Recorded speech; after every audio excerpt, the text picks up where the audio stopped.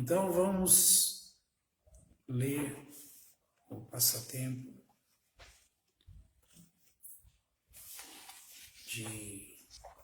do Krishna Book. De manhã lemos o aguaceiro devastador de Vrindavana. Agora vamos ler o Adorando a Colina de Govardhana.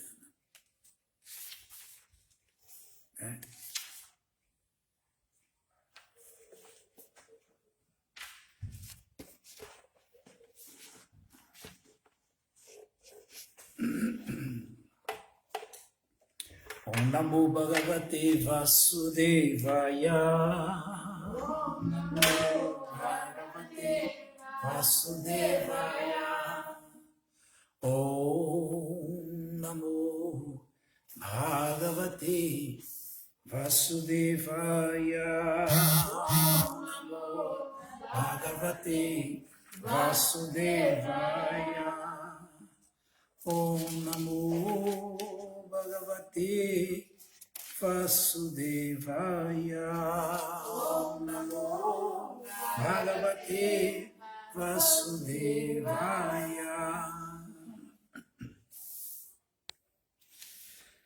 Adorando a colina de Govardhana. Enquanto estavam entretidos com os brahmanas que estavam demasiado envolvidos na execução de sacrifícios védicos, Krishna e Balarama viram que também os pastores de vacas estavam fazendo preparativos para um sacrifício similar, a fim de apaziguar Indra, o rei do céu, que é responsável pelo fornecimento de água. Como se afirma no Chaitanya Charitamrita, um devoto de Krishna tem fé forte e firme na compreensão de que, estando tão somente ocupado na consciência de Krishna e no serviço transcendental amoroso a Krishna, ele está livre de todas as outras obrigações. Um devoto puro do Senhor Krishna não precisa executar nenhuma das funções ritualísticas prescritas nos Vedas, nem tampouco é necessário que ele adore semideuses.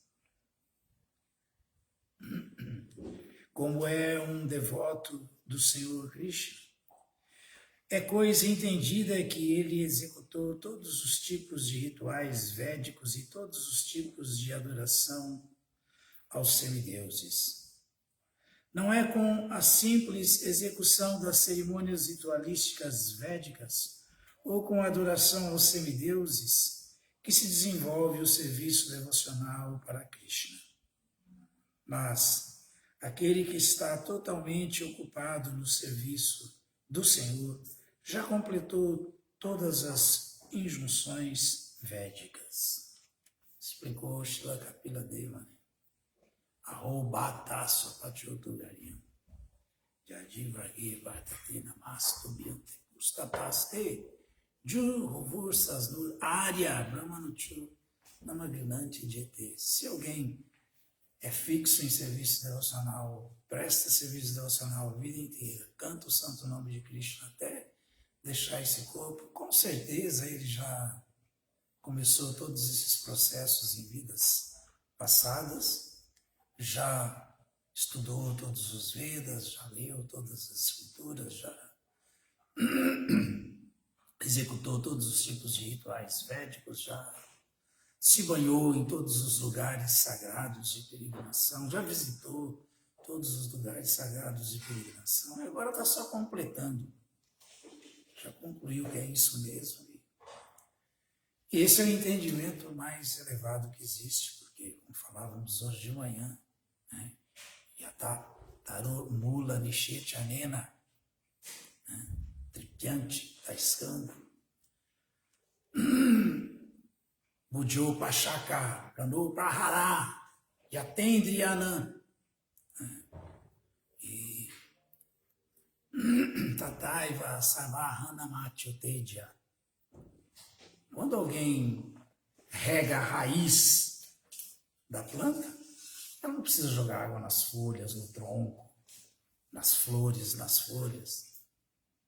Quando se alguém rega a raiz do tronco, esse verso aí, Narada Muni explicou para os prachetas a importância de adorar Krishna. Quando se adora Krishna, todos os outros semideuses que fazem parte do corpo administrativo de Krishna, uma expansão de Krishna, corpo de Krishna, ficam automaticamente satisfeitos, assim como alguém que rega a raiz de uma planta, é o lugar certo, e todos o restante da planta, o tronco, os galhos, os ramos, os ramalhetes e tudo mais, ficam nutridos, ficam satisfeitos. Para não parar, já tem Driyana. Assim como alguém que coloca, da mesma forma que alguém que coloca o alimento no estômago, o corpo fica sadio, forte, os sentidos são vivificados, os membros todos do corpo são fortificados, ficam saudáveis. Simplesmente por prestar serviço transcendental amoroso a Krishna, alguém está regando a raiz da planta transcendental do universo, a figueira de Bengala. Está regando a raiz que todo o restante já vai ficar satisfeito e nutrido por se servir Krishna. Todas as entidades vivas ficam satisfeitas, todos os semideuses ficam satisfeitos. Então essa é a causa do porquê que um devoto, simplesmente por adorar Krishna, está livre de ter que executar qualquer outro tipo de adoração, qualquer outro tipo de serviço, a qualquer outro tipo de entidade viva, se ele é realmente fixo e determinado em serviço devocional. Então, continuando. Repetir, mas aquele que está totalmente ocupado no serviço do Senhor já completou todas as injunções védicas. Krishna mandou que seus devotos parassem com todas essas atividades, pois ele queria estabelecer firmemente esse serviço devocional exclusivo durante sua presença em Vrindavana. Por ser a personalidade de Deus onisciente, Krishna sabia que os pastores de vacas estavam fazendo preparativos para executar o sacrifício a Indra, mas, por uma questão de etiqueta, ele começou a fazer perguntas com muito respeito e submissão a personalidades já de certa idade, tais como seu próprio pai, Nanda Maharaja. Krishna perguntou a seu pai: meu querido pai, que arranjo é este que estão fazendo para executar um grande sacrifício? Checou, né? Qual é o resultado de tal sacrifício? E a quem se destina? Como é executado? Quer ter a bondade de me informar? Estou muito ansioso por conhecer este processo de proceder, esse modo de proceder. Por isso, por favor, explique-me a finalidade desse sacrifício. Após esse interrogatório, seu pai, Nanda Maharaja, permaneceu calado, achando que seu filho, jovem filho, não seria capaz de compreender as complexidades da execução dos Jagya. No entanto, Krishna persistiu: meu querido pai, não há segredo para aqueles que são liberais e santos. Eles não consideram ninguém como amigo ou inimigo, porque são sempre francos com todo mundo. E mesmo se considerarmos aqueles que não são tão liberais, não deve haver segredos para os membros da família e os amigos, embora possa-se guardar segredo para as pessoas que são hostis. Portanto, você não pode ter nenhum segredo para mim. Todas as pessoas se dedicam a atividades fruitivas. Algumas sabem o que são atividades e conhecem o resultado delas. e outras executam as atividades sem conhecerem o objetivo ou o resultado. Uma pessoa que atua com pleno conhecimento obtém todo o resultado. Uma pessoa que atua sem conhecimento não obtém um resultado tão completo. Por isso, por favor, diga-me, qual é o objetivo do sacrifício que vocês vão executar? Está conforme com a injunção védica? Ou é simplesmente uma cerimônia popular? Por favor, me informe pormenorizadamente sobre este sacrifício. Após ouvir este interrogatório de Krishna, Maharajananda respondeu: meu querido filho, essa execução cerimonial é mais ou menos tradicional. Como a queda das chuvas, como a queda das chuvas se deve à misericórdia do rei Indra, e como as nuvens são suas representantes, e como a água é tão importante para a nossa subsistência, devemos mostrar alguma gratidão por Maharaja Indra, o controlador desta queda de chuvas. Por isso, estamos fazendo arranjos para apaziguar o rei Indra, pois ele nos tem mandado com muita generosidade nuvens que derramam uma quantidade suficiente de chuvas, as quais possibilitam atividades agriculturais bem-sucedidas. A água é muito importante. Sem a queda das chuvas, não podemos cultivar nem produzir grãos. Se não há chuva, não podemos viver. Ela é necessária para cerimônias religiosas bem-sucedidas, para o desenvolvimento econômico e, em última análise, para a liberação. Portanto, não devemos abandonar esta tradicional função cerimonial. Se alguém que esteja influenciado pela luxúria, pela cobiça ou pelo temor a abandona, então isso não lhe fica muito bem. Após ouvir isto, Krishna, a Suprema Personalidade de Deus, na presença de seu pai e de todos os pastores de vacas de Vrindavana, falou de maneira a enfurecer muito a Indra, o rei celestial. Krishna sugeriu que eles renunciassem ao sacrifício. Ele teve 2 motivos para desencorajar a execução do sacrifício destinado a comprazer Indra. Em primeiro lugar, como se declara no Bhagavad Gita, não há necessidade de adorar os semideuses para se conseguir algum avanço material.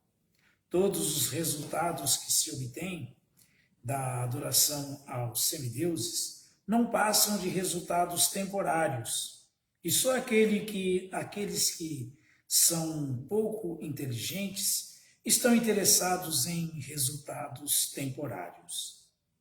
Em segundo lugar, na realidade, qualquer resultado temporário que se obtenha da adoração aos semideuses é outorgado com a permissão da Suprema Personalidade de Deus. Porque Krishna, se Krishna não sancionar, não autorizar, nada acontece.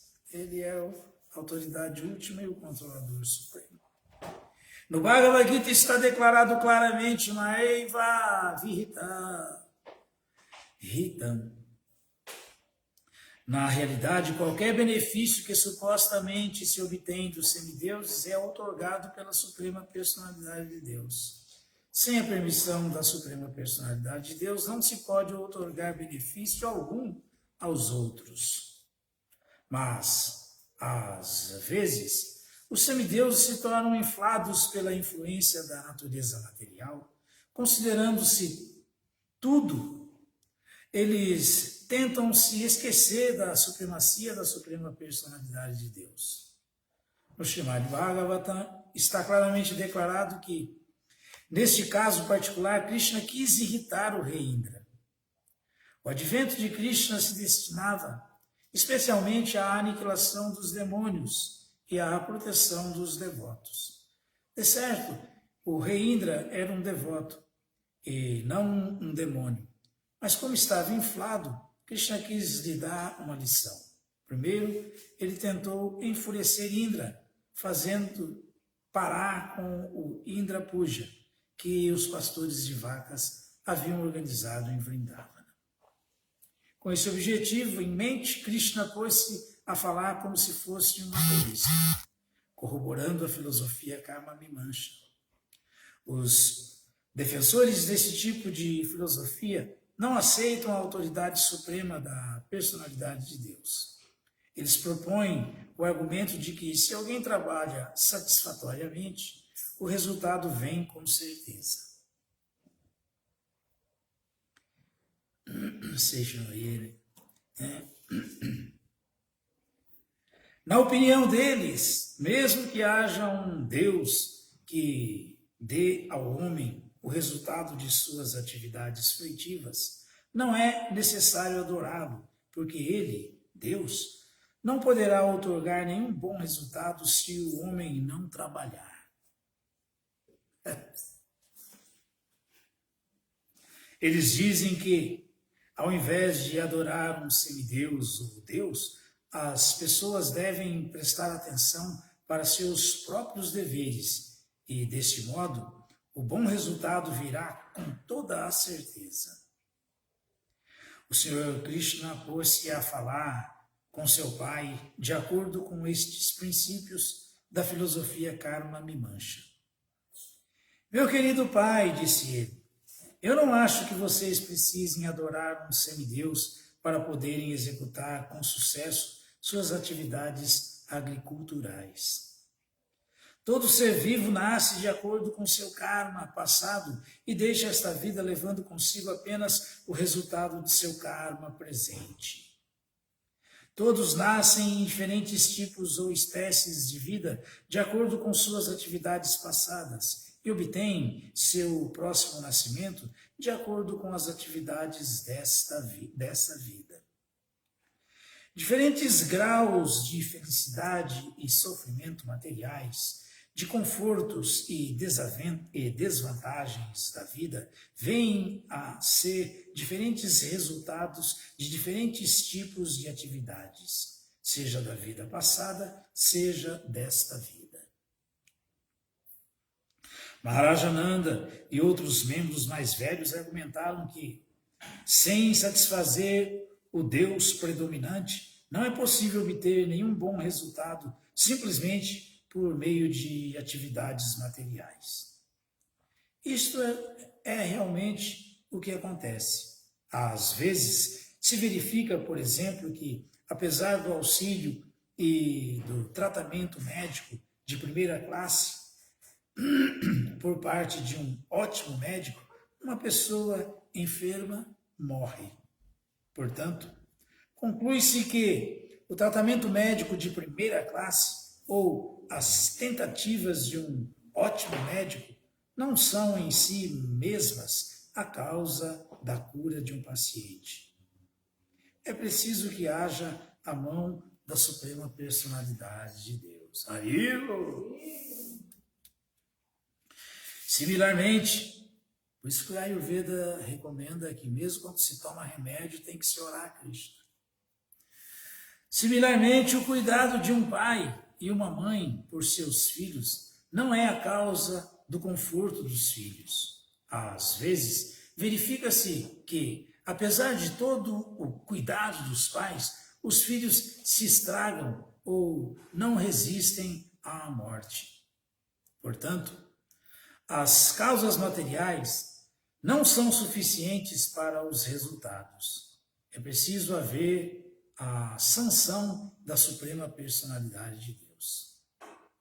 Assim, Nanda Maharaja advogou que, para obter bons resultados para as atividades agriculturais, eles precisavam satisfazer Indra, a divindade que superintende o fornecimento de chuvas. Nanda Maharaj também falou isso, né? Balasya, Neha, Sharanam, Pitaro, na China.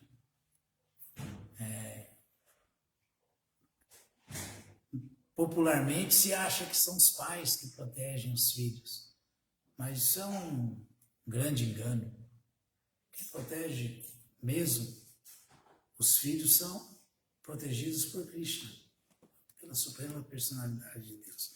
É difícil um ateísta entender sempre isso, que tudo depende de Krishna, tudo quem faz é Krishna, mas essa é a realidade dos fatos, como estamos vendo com todas essas passagens aqui. O Senhor Krishna anulou esse argumento dizendo que os semideuses só dão resultados às pessoas que tenham executado os seus deveres prescritos. Os semideuses não podem dar bons resultados à pessoa que não tenha executado os deveres prescritos. Por esse motivo, os semideuses dependem da execução dos deveres e não têm independência para outorgar bons resultados a qualquer um. Meu querido Pai, não é necessário adorar o semideus Indra, disse o Senhor Krishna. Todos têm que alcançar o resultado do seu próprio trabalho. Podemos realmente ver que uma pessoa se ocupa de acordo com a tendência natural de seu trabalho. E de acordo com essa tendência natural, todas as entidades vivas, quer sejam seres humanos ou semideuses, alcançam seus respectivos resultados. Todas as entidades vivas obtêm corpos superiores ou inferiores e criam inimigos, amigos ou grupos neutros unicamente por causa de seus tipos de trabalho diferentes. Devemos ter o cuidado de cumprir nossos deveres de acordo com nosso instinto natural e não desviar a atenção para a adoração a semideuses variados. Os semideuses sentir-se-ão satisfeitos com a devida execução de todos os deveres, de modo que não há necessidade de adorá-los. Em vez disso, executemos bem os nossos deveres prescritos. Na realidade, não podemos ser felizes se não executamos o nosso dever prescrito correto.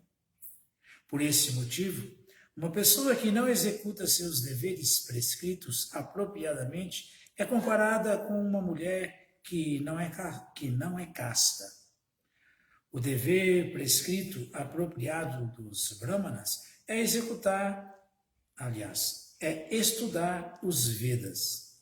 O dever apropriado dos kshatriyas, a ordem real, é o compromisso de proteger os cidadãos. O dever apropriado da comunidade Vaishya é a agricultura, o comércio e a proteção das vacas. E o dever apropriado dos Shudras é o serviço às classes superiores, a saber, os Brahmanas, os Kshatriyas e os Vaishyas. Nós pertencemos à comunidade Vaishya e nosso dever apropriado é cultivar ou negociar com os produtos agrícolas, proteger as vacas ou dedicar-se ao comércio bancário. Krishna se identificou com a comunidade Vaishya porque Nanda Maharaja protegia muitas vacas e Krishna tomava conta delas. Ele enumerou 4 tipos de compromissos ocupacionais para a comunidade Vaishya, a saber, a agricultura, o comércio, a proteção das vacas e o comércio bancário. Embora os Vaishyas possam dedicar-se a qualquer uma dessas ocupações, os homens de Vrindavana dedicavam-se principalmente à proteção às vacas. Krishna ainda explicou a seu pai: esta manifestação cósmica ocorre sob a influência dos 3 modos da natureza material: a bondade, a paixão e a ignorância. Estes 3 modos constituem as causas da criação, da manutenção e da destruição. A nuvem se origina da ação do modo da paixão, por isso é o modo da paixão que dá origem à queda das chuvas. E após a queda das chuvas, as entidades vivas obtêm o resultado, o sucesso na agricultura. Então, o que tem Indra a ver com tudo isso? Mesmo que vocês não satisfaçam Indra, que poderá ele fazer? Não obtemos nenhum benefício especial de Indra. Mesmo que ele tenha a sua participação nisto, ele derrama água sobre o oceano também, onde não há necessidade de água. Assim, ele está derramando água sobre o oceano ou sobre a terra. Isso não depende de que o adoremos. Quanto a nós, não precisamos de ir a uma outra cidade ou aldeia ou país estrangeiro. Nas cidades existem construções suntuosas, mas nós estamos satisfeitos vivendo nesta floresta de Vrindavana. Temos uma relação específica com a colina de Govardhana, Haribo, e a floresta de Vrindavana. E nada mais. Por isso, peço-lhe, meu querido Pai, que comece um sacrifício que satisfaça os brahmanas locais e a colina de Govardhana, e não pense mais em Indra.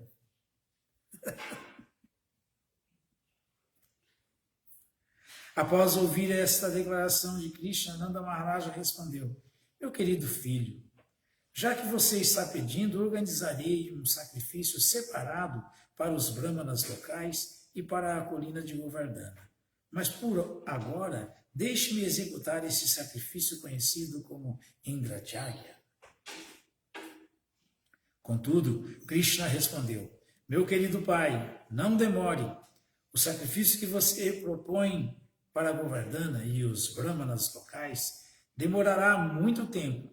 É melhor você pegar o arranjo e a parafernália que já fez para o Indrajagya e utilizá-lo imediatamente para satisfazer a colina de Govardhana e os brahmanas locais. Finalmente, Nanda Maharaja concedeu. Os pastores de vacas então perguntaram a Krishna como ele queria que se executasse o Jagya, e Krishna lhes deu as seguintes instruções. Preparem pratos bem saborosos de todas as espécies com os grãos e o ghee reunidos para o Jagya. Preparem arroz, dal, depois Halava, pakora, puri e todas as espécies de preparações lácteas, tais como arroz doce, bolas doce, sandecha, rassagula e lado, e convidem os brahmanas eruditos que possam cantar os hinos védicos e oferecer oblações ao fogo. Vocês devem dar todos os tipos de grãos em caridade aos brahmanas. Então, decorem todas as vacas e as alimentem bem. Depois de fazer isto, deem dinheiro em caridade aos brahmanas. Quanto aos animais inferiores, tais como os cães, e quanto às classes mais baixas, tais como os chandalas ou os homens de quinta classe, os quais são considerados intocáveis, também a eles vocês podem dar praçada suntuosa. Depois que se tenha dado bom pasto às vacas, o sacrifício conhecido como Govardhana Puja pode começar imediatamente. E este sacrifício vai me satisfazer muito. Hariu! Com essa declaração, o Senhor Krishna descreveu praticamente toda a economia da comunidade Vaishya. Em todas as comunidades da sociedade humana e no reino celestial, entre as vacas, os cães, as cabras, etc., todos têm seu papel a desempenhar. Cada indivíduo deve trabalhar em cooperação para o benefício total de toda a sociedade, que inclui não apenas os objetos animados, como também os objetos inanimados, como as colinas e a terra. A comunidade Vaisha se responsabiliza especificamente pelo melhoramento econômico da sociedade, produzindo grãos, dando proteção às vacas, transportando alimento quando é necessário, depositando dinheiro e financiando. Com essa declaração, aprendemos também que os gatos e os cães, ainda que não sejam tão importantes, não devem ser desprezados. A proteção às vacas é realmente mais importante do que a proteção aos gatos e aos cães. Um outro aviso que obtemos dessa declaração é que as classes superiores também não devem desprezar os chandalas ou os intocáveis. Todo mundo é importante, porém, algumas pessoas são diretamente responsáveis pelo avanço da sociedade humana, enquanto que outras são responsáveis apenas de forma indireta. Entretanto, enquanto que outras são responsáveis apenas de forma... Aliás, já li isso, né? Todo mundo é importante, porém algumas pessoas são diretamente responsáveis pelo avanço da sociedade humana, enquanto que outras são responsáveis apenas de forma indireta. Entretanto, enquanto existe a consciência de Krishna, então se cuida do benefício total de todas as pessoas. O sacrifício conhecido como Govardhana Puja é celebrado no movimento da consciência de Krishna. O Sr. Chaitanya recomenda que, uma vez que Krishna é digno de adoração, sua terra, Vrindavana, e a colina de Govardhana também é digna de adoração. Para confirmar essa declaração, o Senhor Krishna disse que o Govardhana Puja é uma adoração igual a dele. A partir desse dia, o Govardhana Puja, que tem ainda acontecido e é conhecido como Annakuta, aliás, a partir desse dia, o Govardhana Puja tem ainda acontecido e é conhecido como Annakuta. Em todos os templos de Vrindavana ou fora de Vrindavana, são preparadas grandes quantidades de comida nessa cerimônia, comida esta que é distribuída suntuosamente para a população em geral. Algumas vezes, a comida é atirada à multidão que gosta de apanhá-la do chão. Com estes exemplos, podemos compreender que a praçada oferecida a Krishna nunca se torna poluída, nem se contamina, mesmo que seja atirada ao chão. Portanto, as pessoas a apanham e a comem com muita satisfação. Antigamente, quando tínhamos muitos devotos nos templos, se comemorava assim, jogando rala para quem pudesse pegar, praçada, bolinha doce, muita festa.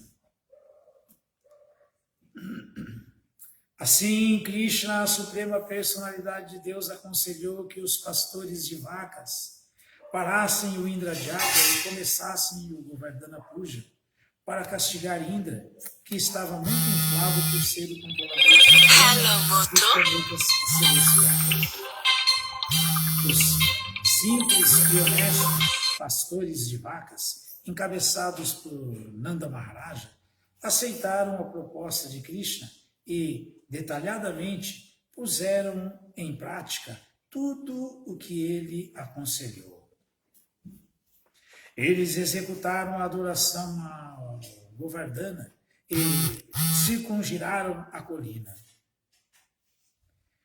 Seguindo a inauguração do Govardhana Puja, as pessoas em Vrindavana ainda se vestem bem e se reúnem próximo à colina de Govardhana para oferecer adoração e circungirar a colina, conduzindo suas vacas ao redor dela. Conforme a instrução do Senhor Krishna, Nanda Maharaj e os pastores de vacas mandaram chamar os brahmanas eruditos e começaram a adorar a colina de Govardhana, cantando os hinos védicos e oferecendo prasada. Os habitantes de Vrindavana se reuniram, decoraram suas vacas e deram-lhes pasto. Eles se puseram a circungirar a colina de Govardhana, conservando as vacas à frente. As gopis também se vestiram muito luxuosamente e sentaram-se em carroças puxadas por bois, cantando as glórias dos passatempos de Krishna. Os brahmanas, reunidos ali para atuar como sacerdotes no Govardhana Puja, ofereceram suas bênçãos aos pastores de vacas e suas esposas, as gopis. Quando tudo se completou, Krishna assumiu uma imensa forma transcendental e declarou aos habitantes de Vrindavana que ele próprio era a colina de Govardhana, a fim de convencer os devotos de que a colina de Govardhana e o próprio Krishna são idênticos. Hariu! Então, vamos adorar Govardhana Shila. Então Krishna pôs-se a comer toda a comida que se ofereceu na cerimônia. Ainda hoje honram a identidade de Krishna com a colina de Govardhana. Devotos eminentes apanham pedras da colina de Govardhana e as adoram exatamente como adoram a deidade de Krishna nos templos. Assim, os devotos apanham pedrinhas ou seixos da colina de Govardhana e adoram-nos em casa, pois esta adoração é igual à adoração da deidade.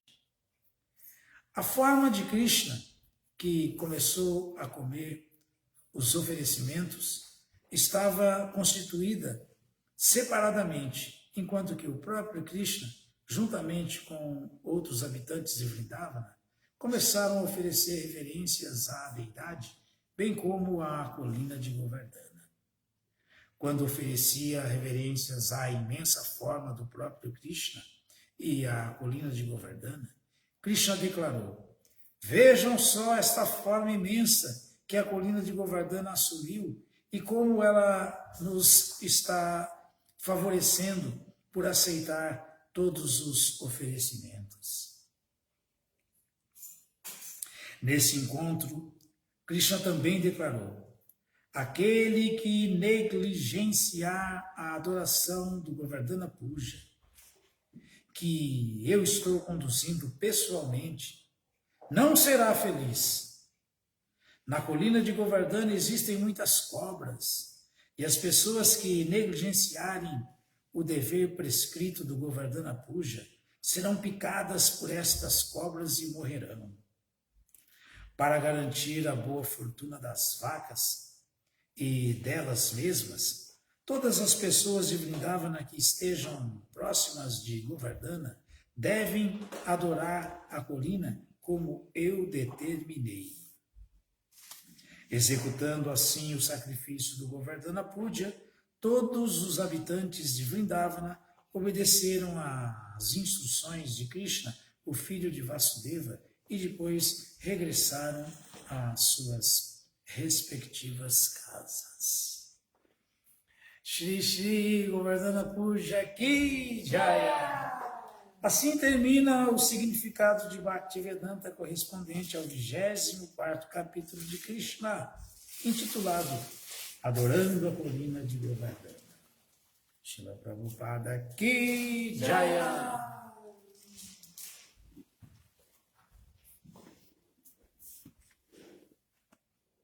Muito